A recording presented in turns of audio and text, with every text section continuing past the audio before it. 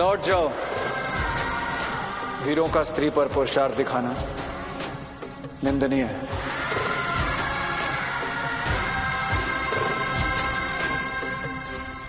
पर तुम्हारा यहां आना प्रशंसनीय है शिव। अब मैं तुम दोनों से एक साथ अपने भाई की मृत्यु का प्रतिशोध लूंगा।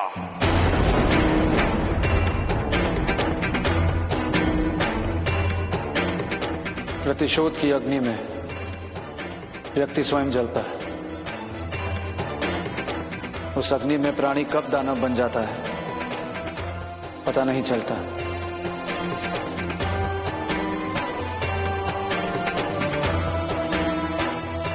सत्य कहा आपने शिव, मैंने भी अनुभव किया है प्रतिशोध की अग्नि में जल रहे अपने पिताश्री में हुए परिवर्तन को। तुम्हारा ये उपदेश मुझे प्रतिशोध लेने से रोक नहीं सकता शिव।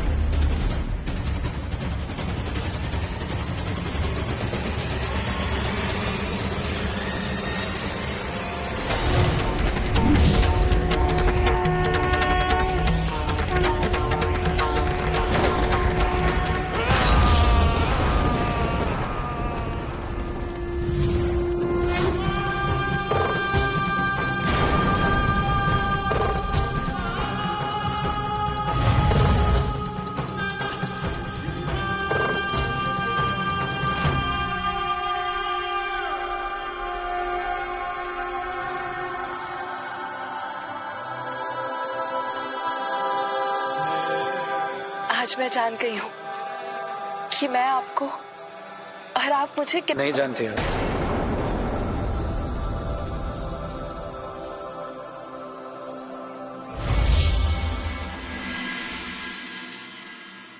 कि ये सगन वन कोमल राजकुमारियों के विहार के लिए नहीं है। आपको यहाँ कभी नहीं आना चाहिए।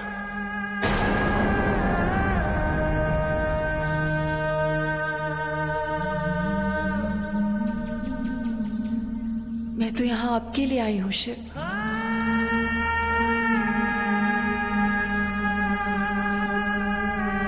चलिए यहाँ से।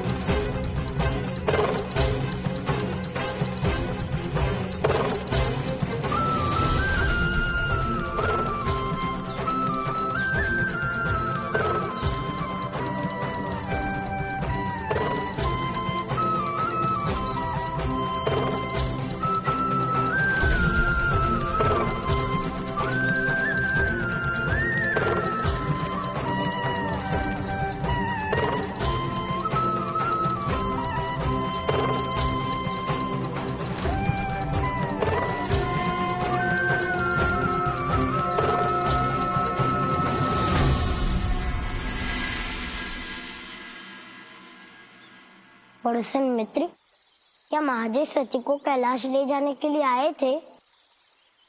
ठीक यही प्रश्न सती के मन में भी उभरा था, परंतु सती को जो उत्तर मिला वो उनकी आशा से बिल्कुल विपरीत था। शिव, जिस विपरीत धारा में मैं बह रही थी आपको लेकर, आज वही सती शिव की धारा के प्रवाह में बहने के लिए विवश हो गई है। कैसे धन्यवाद दूं शिव मैं आपका।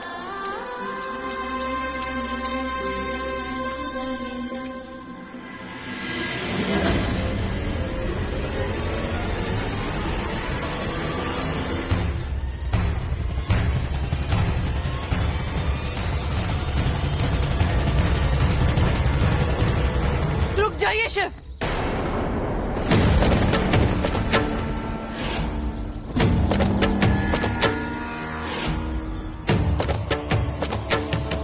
आप मुझे कैलाश नहीं, मेरे पिता के पास ले जा रहे हैं। मैं कोई अबोध बालिका नहीं हूं जिसे आप उसके पिताश्री को सौंप रहे हैं।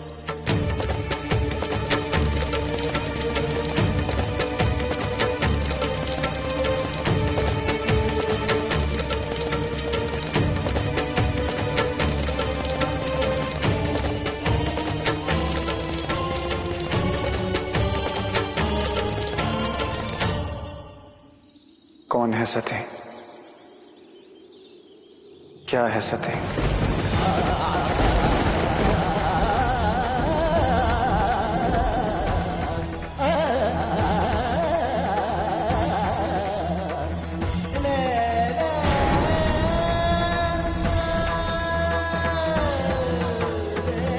कौन है सती? क्या है सती? ये जानने से पूर्व मैं आपसे एक प्रश्न का उत्तर चाहती हूँ।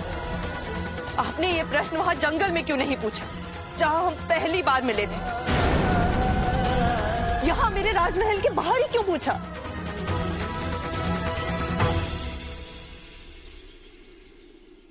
ये राजप्रसाद, ये राजमहल आपका घर है,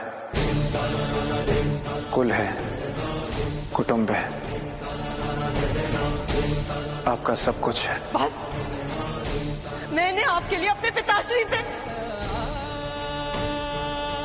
इतना ही समझा। आपने मुझे इतना ही मूल्य है सती का आपकी दृष्टि में? घर, कुल, कुटुंब, बस यही पहचान है मेरी?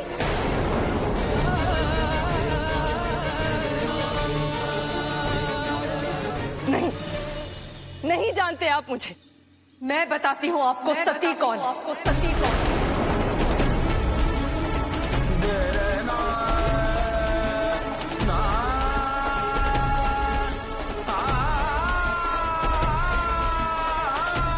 सती अपने बुद्धि, हृदय और चेतना की स्वामिनी है। सती स्वतंत्रता का मापदंड है। सती अपने स्वयं के निर्णय और त्रुटियों का उत्तरदायित्व वहन करने की क्षमता रखने वाली राजकुमारी है।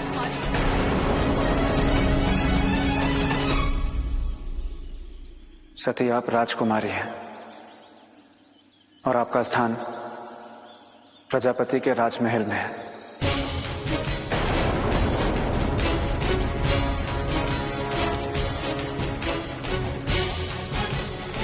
जंगल में भटकना उचित नहीं है। आप मत बताइए मुझे कि उचित क्या है और क्या नहीं। आप मेरा अपमान कर रहे हैं। मेरे प्राणों की रक्षा करके आपने समझा कि सती दुर्बल है। सती निरीह नहीं है। सती को अपनी रक्षा के लिए ना तो पिता की आवश्यकता है, ना ही शिव की आवश्यकता है, ना ही शिव की आवश्यकता है, ना ही शिव की।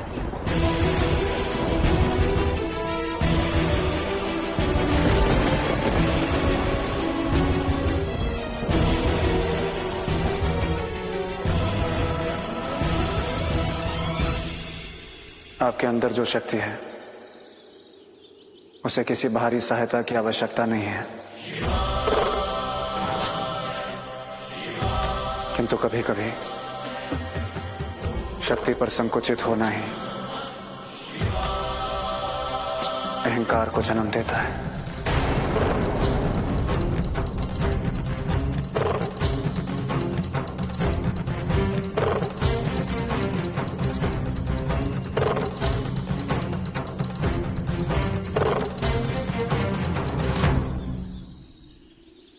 अहंकार? आपको मेरे मन, मेरे हृदय और मेरी भावनाओं में केवल एक ही भाव दिखा, अहंकार।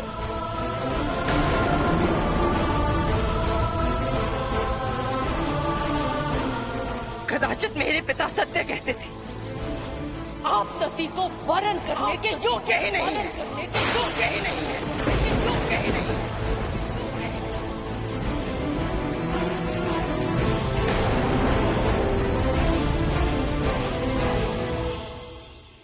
योग्यता और अयोग्यता का तो प्रश्न ही नहीं है सती।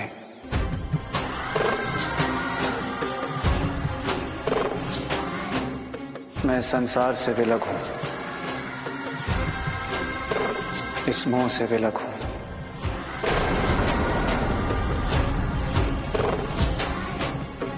मेरा प्रेम तुम्हारी वेदना बढ़ाएगा, कष्ट देगा। पास कीजिए, पास कीजिए। एक स्त्री के रूप में मैं अपना और अपमान सहन नहीं कर सकूंगी।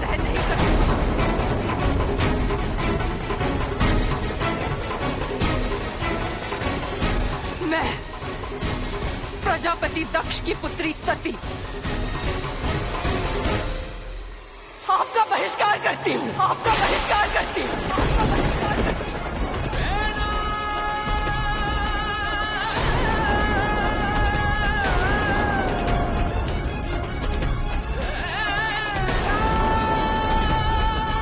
मेरे हृदय में आपके लिए जो भावनाएं पनपी, मैं उसका बहिष्कार करती हूँ।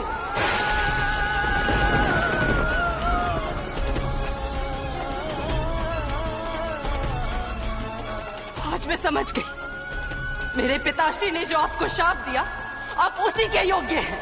आप अवांछित, निर्वासित और अयाचित हैं।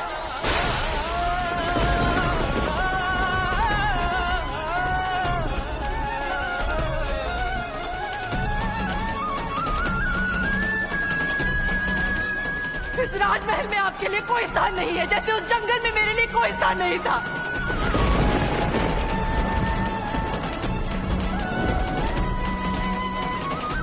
निकल जाइए यहाँ से, जाइए। यहाँ आपकी कोई आवश्यकता नहीं है। जाइए यहाँ से, जाइए शिव।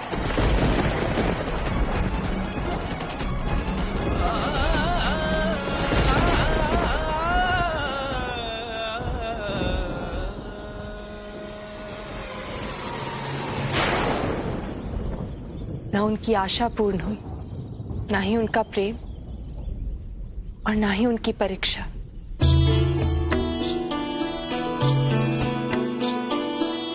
वो इस सत्य से अनभिज्ञ थी कि उन्हें विराग की एक लंबी यात्रा तय करनी है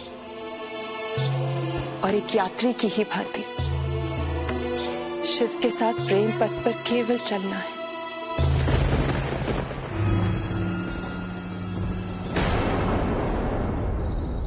नंदी, माता तो महादेव से रुष्ट हो गई। मैंने नारायण को वचन दिया है कि मैं शिव और सती का पुनर्मिलन करवाऊंगा। मेरे उस वचन का क्या होगा? हमें चलकर एक बार प्रभु से प्रार्थना करनी चाहिए देवी। आइए मेरे साथ।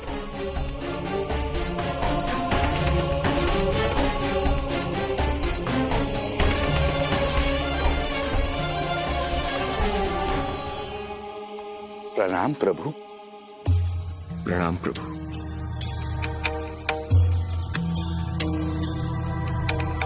प्रभु, माता सती आपसे रुष्ट है। आप उनकी बातों से प्रभावित ना हो। अपने पिता प्रजापति दक्ष के संस्कारों के कारण वो ऐसा कह रही हैं। हाँ प्रभु, वो अभी भी आपसे प्रेम करती हैं। एक बार अपने हृदय में उनको स्थान दे दीजिए, फिर सब कुछ ठीक हो जाएगा प्रभु। जो विलग हुआ, जो पृथक हुआ, उसका मेरे जीवन में कोई स्थान नहीं है।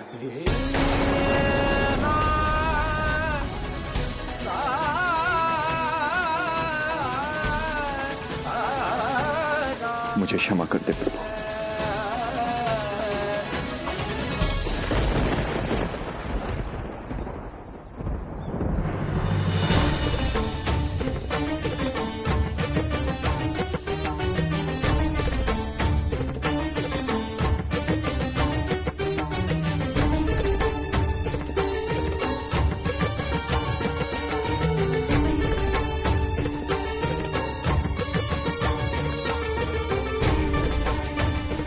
अब शिव को ध्यान से बाहर लाने के लिए मुझे ही खुद कुछ करना होगा।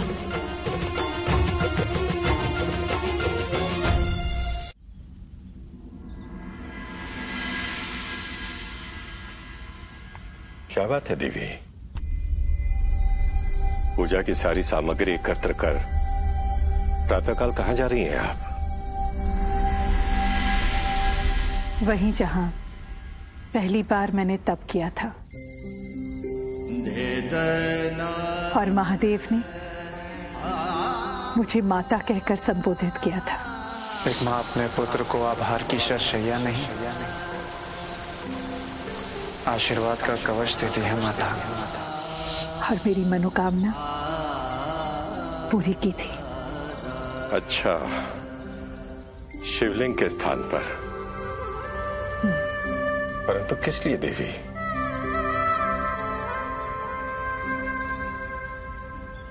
तप करने।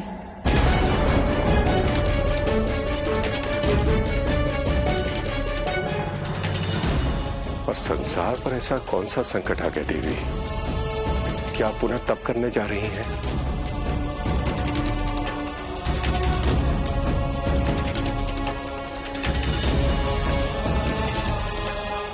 संकट संसार पर नहीं ऋषिवर, संकट एक माता पर आया है और उसी का निराकरण करने मैं उनके पास जा रही हूं।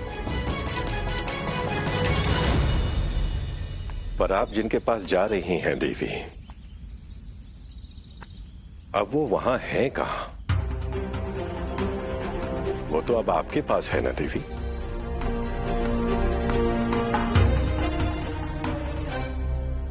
थे, पुत्र बनकर मेरे पास थे, परंतु संसार के प्रयास ने उन्हें मुझसे और मुझे उनसे दूर कर दिया। इसीलिए मैं पुनः तप करने जा रही हूं ताकि उन्हें प्राप्त कर सकूं। आप तो भली भांति जानती हैं देवी कि जब एक बार देवादिदेव महादेव ध्यान में चले जाते हैं तो उनकी यह ध्यान अवस्था युगों युगों तक चलती है। और यदि किसी कारणवश उनकी ध्यान अवस्था की अवधि पूर्ण होने से पहले भंग कर दी जाए तो निश्चय ही किसी अशुभ और अप्रिय घटना का जन्म होता है। मैं शिव का ध्यान भंग करने के लिए तप करने नहीं जा रही हूं ऋषिवर। ध्यान की अवधि को कम करने जा रही हूं ऋषिवर।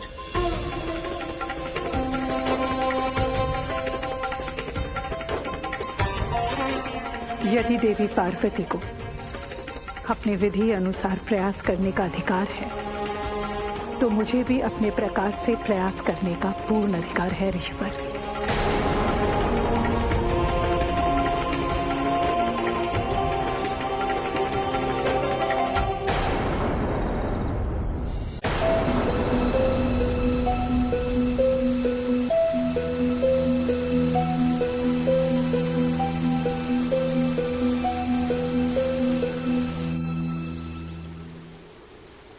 यही सत्य है। पुत्र जिस रूप में रहना चाहते हैं, मां भी उसी रूप में ढल जाती है।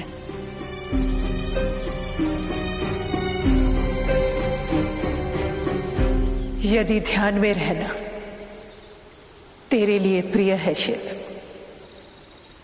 तो आज से मैं भी ध्यान में रहूंगी। तेरे ध्यान में रहने का कारण तो मुझे नहीं पता शिव, परंतु मेरे ध्यान में जाने का कारण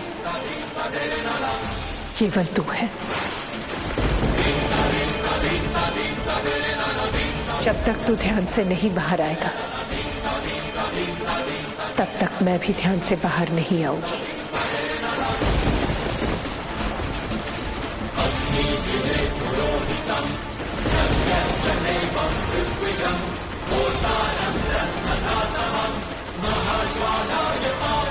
ओम नमः शिवाय।